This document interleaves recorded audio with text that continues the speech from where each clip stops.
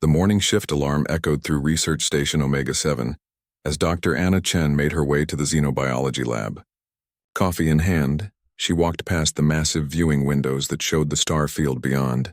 3 years on this remote station had made the site routine, but Anna still paused sometimes to appreciate the beauty of deep space. Anna was different from most researchers on Omega-7. While others studied alien artifacts and data, she preferred field work. Her modified exploration vessel, Wanderer, sat in the station's docking bay, always ready for the next survey mission. At 32, Anna had already made more first-contact situations than scientists twice her age. She had a gift for understanding alien cultures and finding common ground where others saw only differences. The lab was quiet when Anna arrived. Her assistant Tom was already running scans on mineral samples from their last expedition. The morning routine felt normal until the station's communication array began flashing urgent priority signals. Dr. Chen to the command center immediately, came the announcement over the intercom. The voice belonged to Commander Walsh, and Anna could hear tension in his usually calm tone. Anna set down her coffee and hurried through the station corridors. Other crew members were also heading toward the command center, their faces showing confusion and concern. Emergency calls were rare on Omega-7. The station was positioned in neutral space, far from any conflict zones. The command center buzzed with activity when Anna entered. Commander Walsh stood before the main communication screen, his face pale. Technical officers worked frantically at their stations, trying to stabilize an incoming transmission. The signal quality was poor, filled with static and interference. "What's the situation?" Anna asked as she approached the commander. "We're receiving a priority transmission from the Catherian Empire," Walsh replied without taking his eyes off the screen. "Direct from their capital world. The Queen herself wants to speak with us." Anna felt her pulse quicken. The Catherians were one of the most powerful alien species in known space. Their empire stretched across dozens of star systems, and their technology surpassed human capabilities in almost every area. They were also notoriously proud and independent. In the 50 years since first contact, they had never asked humans for help with anything. The static on the screen began to clear. Slowly, the image of Queen Zalara appeared. Anna had seen recordings of the Catherian ruler before, but this was different. The Queen's crystalline features, normally perfect and emotionless, showed signs of strain. Her translucent blue skin seemed darker than usual, and her usually bright silver eyes appeared dim. "Greetings, humans of Research Station Omega-7, the Queen began. Her voice carried across space with perfect clarity despite the poor video quality. "I am Queen Zalara of the Catherian Empire. I come before you today not as a ruler, but as a mother in desperate need." The command center fell completely silent. Every person present understood they were witnessing something unprecedented. Anna moved closer to the screen, studying the Queen's expression with professional interest. "3 cycles ago, raiders attacked one of our outer colonies," the Queen continued. "The attack was swift and brutal. Our defenses held, but not before the raiders achieved their primary objective. They took my son, Prince Keth, who was visiting the colony as part of his diplomatic training." Queen Zalara paused, and Anna saw something remarkable. For just a moment, the Queen's perfect composure cracked. Pain flashed across her features before she regained control. "The raiders are Drakmar pirates," the Queen said. "They operate from a stronghold within the Crimson Nebula. We have attempted rescue operations, but the nebula's energy storms prevent our ships from reaching their base. Our most advanced vessels cannot navigate the chaotic gravitational fields and radiation bursts." Commander Walsh stepped forward. "Your Majesty, while we sympathize with your situation, I'm not sure how humans can help where Catherian technology has failed." The Queen's image flickered as interference disrupted the signal. When it stabilized, her expression had changed. Anna saw something new in the alien ruler's eyes, hope mixed with humility. "Your species has a reputation," the Queen said slowly. "You survive where others perish. You find solutions where logic suggests none exist. Our scientists call it primitive intuition, but our military commanders have learned to respect it. Human ships have been observed navigating spatial anomalies that would destroy our vessels." Anna felt the weight of everyone's attention as the Queen's gaze seemed to focus directly on her through the screen. "We know of Dr. Anna Chen's work," the Queen continued. "Her vessel has successfully mapped nebula formations that our probes cannot even enter. If anyone can reach my son, it would be someone with her skills and experience. The direct mention surprised Anna. She had not realized the Catherians were aware of her research missions. Her work mapping unstable space phenomena was considered routine by human standards, but apparently the aliens had been paying attention. Your Majesty, Commander Walsh said carefully, the Crimson Nebula is considered one of the most dangerous regions in this sector. Even if Dr. Chen could navigate the passage, a rescue mission would require penetrating heavily defended pirate territory. I understand the risks, the Queen replied. I also understand that asking for human assistance goes against every tradition of my people. But my son is more than just my heir. Prince Keth possesses rare empathic abilities that are crucial to our species' future. Without him, our people will lose something precious and irreplaceable. Anna watched the Queen struggle with emotions that Catherian culture typically suppressed. The proud ruler was laying herself bare before aliens she barely considered equals, all for the sake of her child. What exactly are you asking of us? Anna found herself speaking before Commander Walsh could respond. The Queen's attention shifted to her. I am asking Dr. Chen to attempt what my entire fleet cannot. Navigate the Crimson Nebula, locate the Drakmar stronghold, and bring my son home. In return, the Catherian Empire will share our most advanced navigation technologies with humanity. The offer was staggering. Catherian technology could advance human space exploration by centuries, but Anna barely heard the reward being offered. She was focused on the Queen's face, seeing past the alien features to the universal emotion of a parent in pain. I need to see the survey data on the Crimson Nebula, Anna said, and full details on Drakmar defensive capabilities. Commander Walsh turned to her in shock. Dr. Chen, you can't seriously be considering this. It's a suicide mission. Maybe, Anna replied, still watching the Queen, but maybe not. I've spent my career studying impossible navigation problems. This is just another puzzle to solve. The Queen's expression brightened slightly. You would truly consider this request? I would do more than consider it, Anna said firmly. I'll do it. The command center erupted in surprised murmurs. Commander Walsh moved to Anna's side. Dr. Chen, I can't authorize this mission. The risk is too extreme. With respect, Commander, you don't need to authorize anything, Anna replied. The Wanderer is my ship, registered under civilian exploration protocols. I can take on any mission I choose. Anna looked back at the Queen. Send me everything you have on the nebula and the pirate base. I'll need 48 hours to study the data and prepare my ship, Dr. Chen, the Queen said. And Anna heard genuine gratitude in the alien ruler's voice. If you succeed in this, you will have the eternal friendship of the Catherian Empire. If you fail, your sacrifice will be remembered with honor. I don't plan to fail, Anna said simply. After the transmission ended, the command center remained tense.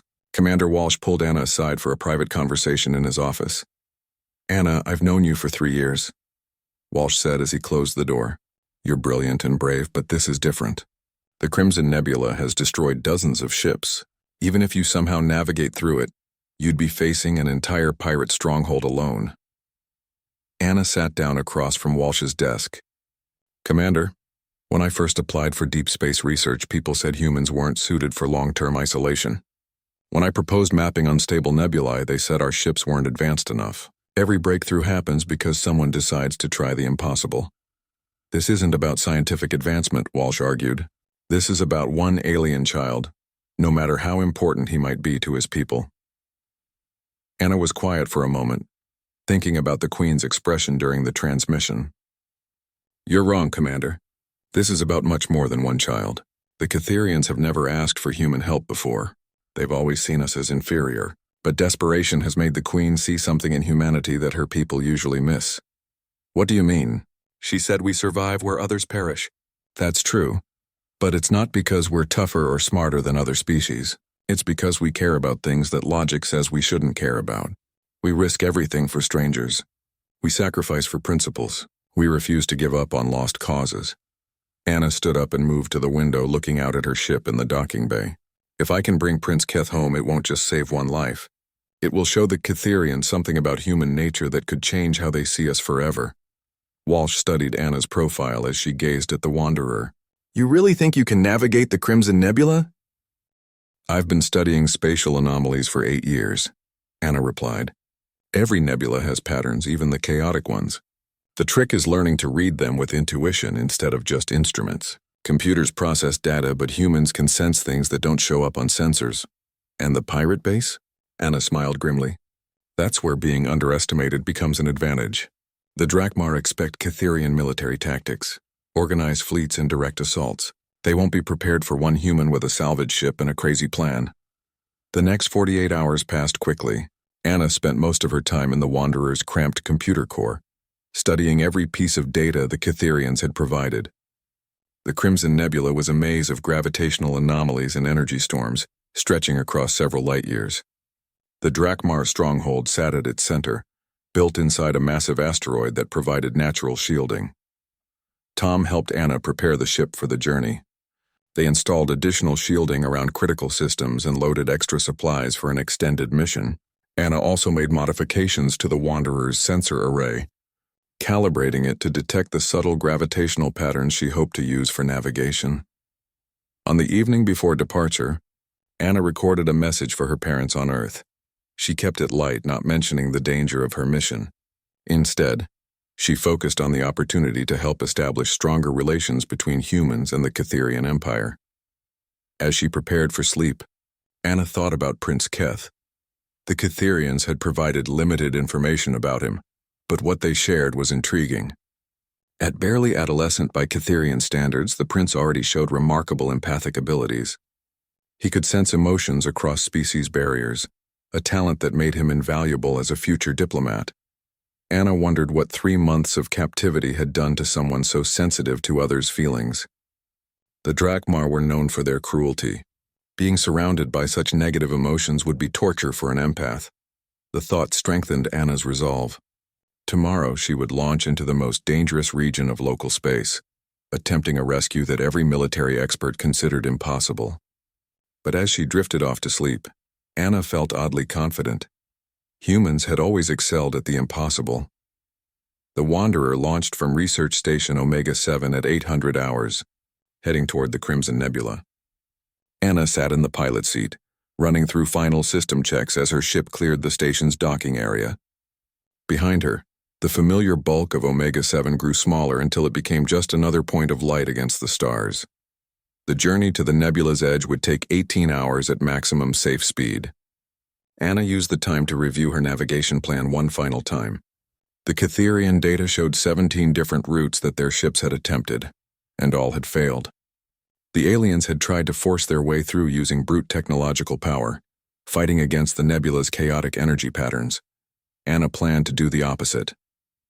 Instead of fighting the chaos, she would learn to read it and flow with its currents. Human intuition would guide her where alien logic had failed. The Crimson Nebula appeared on her screens as a massive wall of swirling red and orange gases. Energy storms flickered through the clouds like lightning, and gravitational readings showed patterns that changed by the minute. No wonder the Catherians could not navigate through it. Their computers needed stable, predictable data to calculate safe routes. Anna reduced power to her engines and began the approach. The first tendrils of nebula gas brushed against her hull, causing minor fluctuations in her systems. She watched the sensor readings carefully, but more importantly, she watched the visual displays and listened to the subtle changes in her ship's vibrations. The entry into the nebula was like diving into an ocean of light and energy. Anna's screens showed cascading waves of radiation and gravitational distortions that would confuse any navigation computer. But Anna was not relying on computers.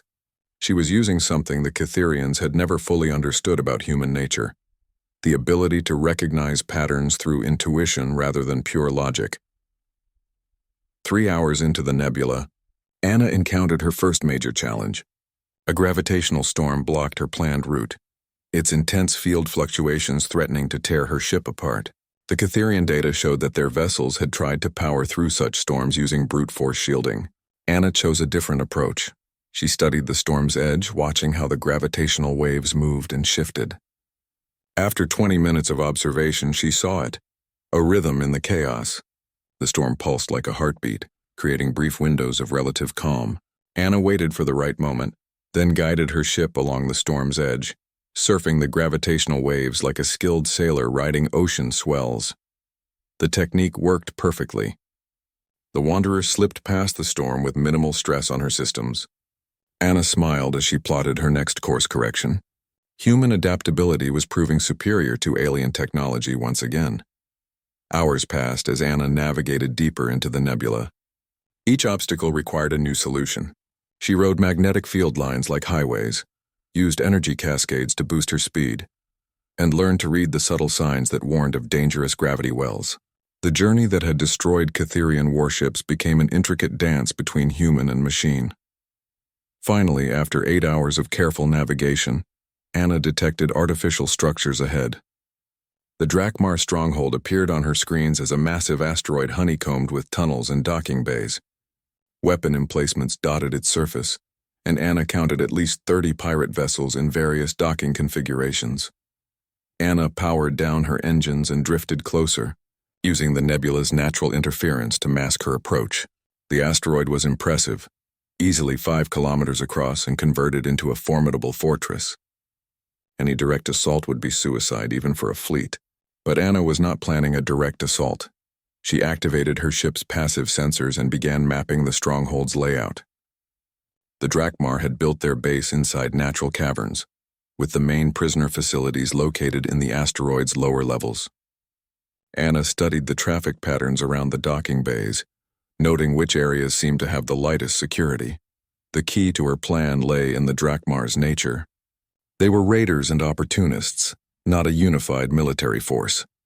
Their stronghold was more like a trading post than a proper fortress, with various pirate crews coming and going as they pleased. Anna would use this chaos to her advantage. She maneuvered the Wanderer to a position near the asteroid's mining operations. Old excavation tunnels provided perfect hiding spots for a small ship. Anna carefully piloted her vessel into one of the larger abandoned shafts, powering down all non-essential systems to avoid detection. With her ship hidden, Anna prepared for the next phase of her mission. She changed into a worn jumpsuit and utility belt that would help her blend in with the stronghold's workers. The Drakmar used slave labor for their mining operations, and Anna hoped to pass as just another maintenance worker moving through the facility. Anna equipped herself with basic tools and a portable scanner disguised as a standard repair device. She also carried a small emergency beacon that would guide her back to the Wanderer when the time came to escape. Everything else would depend on improvisation and luck. The walk from her hidden ship to the stronghold's main entrance took 30 minutes through the abandoned mining tunnels. Anna moved carefully, using her scanner to map the route and identify potential security sensors. The Drakmar were surprisingly careless about monitoring the old excavation areas, apparently considering them too dangerous for regular use. Anna reached a service entrance that connected the mines to the main facility. A quick scan showed minimal security, just a basic lock that her tools could easily bypass. She slipped inside and found herself in a dimly lit maintenance corridor filled with pipes and electrical conduits. The stronghold's interior was a maze of converted caverns and hastily constructed passages. Anna moved carefully through the service areas, avoiding the main corridors where she might encounter security patrols. Her scanner helped her navigate while gathering information about the facility's layout. After an hour of careful exploration, Anna located the prisoner detention area. It was heavily guarded, with multiple security checkpoints and patrol schedules that seemed designed to prevent exactly the kind of rescue she was attempting. But Anna had noticed something during her reconnaissance that gave her hope. The Drakmar were expecting trouble from above, not from within their own facility. Their security focused on preventing fleet attacks and large-scale assaults. They were not prepared for a single infiltrator who could move through their maintenance systems like a ghost. Anna spent another hour mapping the detention area's layout.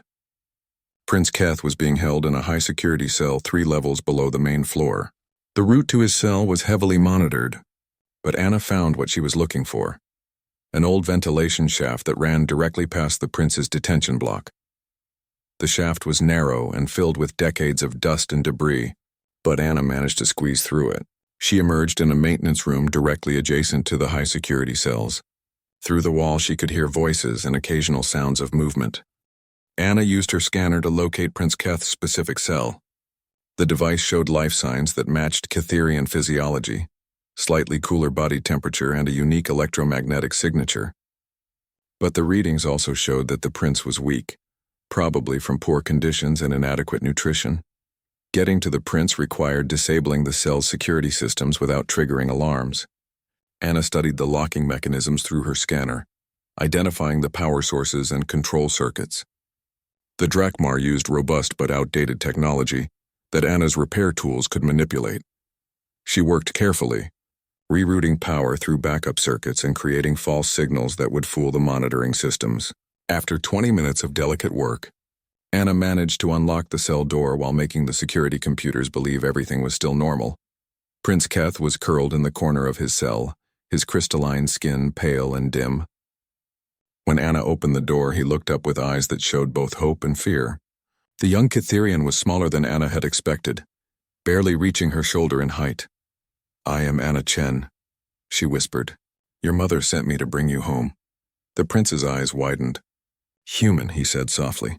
"Mother spoke of your species, but I never thought to meet one." "We need to move quickly," Anna said, helping the prince to his feet. "Can you walk?" Keth nodded, though Anna could see he was unsteady. Months of captivity had weakened him, but his empathic abilities were still active. Anna felt his surprise as he sensed her genuine determination to help him. The journey back through the ventilation system was challenging with the weakened prince in tow. Anna had to support his weight while navigating the narrow passages. Several times they had to stop and rest as Keth struggled with exhaustion. When they finally reached the maintenance room, Anna realized their escape had become more complicated. Her scanner showed increased security activity throughout the facility. The Drakmar had discovered the prince was missing and were conducting a systematic search. Anna quickly revised her escape plan. The route back to her ship would take them through areas now crawling with security teams. She needed a distraction to draw attention away from their escape path. Using her technical knowledge, Anna accessed the stronghold's power distribution systems through a maintenance terminal. She carefully overloaded several non-critical circuits, creating a cascade of power failures that would spread throughout the facility. The failures would appear random, but would keep the security teams busy responding to multiple emergencies. As alarms began sounding throughout the stronghold, Anna led Prince Keth through the maintenance corridors toward the mining tunnels. The power failures had disabled many of the security sensors, giving them cover for their escape. The trek back to the Wanderer tested both Anna's endurance and the prince's remaining strength. Several times they had to hide as security patrols rushed past, responding to the spreading power failures. Anna supported the prince when his legs trembled with exhaustion, refusing to leave him behind even when their progress slowed to a crawl. They finally reached Anna's hidden ship as the facility's main power grid began experiencing major failures. Anna had timed the overloads perfectly. The cascade would continue for hours, keeping the Drakmar too busy to organize an effective pursuit. Anna helped Prince Keith into the Wanderer's small passenger compartment, making sure he was secure before beginning her departure preparations. The ship's engines came online with their familiar hum, and Anna felt relief wash over her as they lifted off from the asteroid's surface. The escape through the Crimson Nebula proved even more challenging than the initial journey. Anna had to navigate while monitoring Prince Keth's condition and watching for signs of pursuit. The young Kitherian was stable but weak, and Anna worried about his ability to survive the stresses of high-speed maneuvering. She chose a route that prioritized smooth flight over speed, using her hard-won knowledge of the nebula's patterns to find calm passages through the chaos. The journey took 12 hours instead of 8, but they emerged from the nebula without serious incident. As soon as they cleared the nebula's edge, Anna sent a transmission to Queen Zilara's fleet. The response was immediate and overwhelming. Dozens of Kitherian warships appeared on her screens, having waited at the nebula's border for any sign of her return. The largest vessel in the fleet was the Queen's personal flagship, a magnificent ship that dwarfed even the most advanced human vessels. Anna received docking instructions and carefully maneuvered the Wanderer into the flagship's cavernous hangar bay. Queen Zilara was waiting in the hangar with what appeared to be her entire senior staff. The alien ruler stood perfectly straight, her crystalline features composed in the traditional Kitherian expression of royal dignity. But Anna could see tension in her posture and something else in her silver eyes, desperate hope barely held in check. Anna powered down her ship and activated the airlock. She helped Prince Keth to his feet, supporting him as they walked down the Wanderer's exit ramp. The young prince was unsteady but determined to walk under his own power in front of his mother's court. For a moment that seemed to stretch forever, mother and son stood facing each other across the hangar deck. Queen Zalara's perfect composure held for exactly 3 seconds. Then the royal mask cracked completely. The queen rushed forward and caught her son in her arms as his strength finally gave out. Prince Keth collapsed against his mother, and Anna watched something extraordinary happen. Queen Zalara's eyes, those cold silver orbs that had never shown emotion in public, filled with tears. The crystalline tears caught the hangar's lights like diamonds as they rolled down the queen's face. Her entire court stood in stunned silence, witnessing their ruler's first public display of maternal emotion in centuries. But the queen did not care about protocol or tradition. Her child was home. "My son," the queen whispered, her voice breaking with relief. "My precious son." Prince Keth looked up at his mother, then turned to Anna. "She kept her promise, mother. The human kept her promise." Queen Zalara's gaze met Anna's across the hangar. The alien ruler's tears continued flowing as she mouthed 2 words that needed no translation. "Thank you." Anna felt her own eyes growing moist as she watched the reunion. The mission had been about more than rescuing one person. It had been about proving that humans could be trusted, that they would risk everything for others even when logic suggested they should not care. The queen finally composed herself enough to speak publicly. "Dr. Anna Chen," she said, her voice carrying across the hangar, "you have given me back that which I treasure most in all the universe. The Catherian Empire will remember this debt for all time." Anna stepped forward. "Your Majesty, I was honored to help. But the real payment is seeing you both together again." The queen studied Anna with new understanding. "Your species truly is remarkable. You risked your life for strangers, asked for nothing in return, and succeeded where our entire military failed. Perhaps we have underestimated the strength that comes from caring about others." As medical teams carefully examined Prince Keth, Queen Zalara spoke privately with Anna. "You have changed something fundamental between our peoples today. The Catherian Empire has always prized logic and strength above all else, but you have shown us that there is another kind of strength, the strength that comes from refusing to abandon hope." Anna smiled. "We humans have a saying, Your Majesty. No one gets left behind. It does not matter if someone is human or alien, friend or stranger. If they need help, we try to provide it." The queen's tears had stopped, but her eyes remained bright with emotion. "This principle of yours, it seems illogical by our standards, yet it has accomplished what our logic could not. Sometimes the heart sees solutions that the mind cannot," Anna replied. Queen Zalara nodded slowly. "Then perhaps it is time my people learned to listen to their hearts as well as their minds." The ceremony that followed was unprecedented in Catherian history. Queen Zalara formally declared Anna to be an honored friend of the Empire, granting her access to any Catherian world and promising technological exchanges that would benefit all humanity. But for Anna, the real reward had already been received. As she prepared to return to Research Station Omega-7, she thought about the tears on the Queen's face and the joy in Prince Keth's eyes. She had proven that humans could be trusted as allies and friends, not just tolerated as neighbors. The journey home felt different than any mission Anna had completed before. She had not just mapped new territories or gathered scientific data. She had built a bridge between species and demonstrated the best of human nature to aliens who had never understood it before. Most importantly, she had brought a mother and child back together. In the end, that was what mattered most. Not the political implications or technological rewards, but the simple human act of helping someone in need.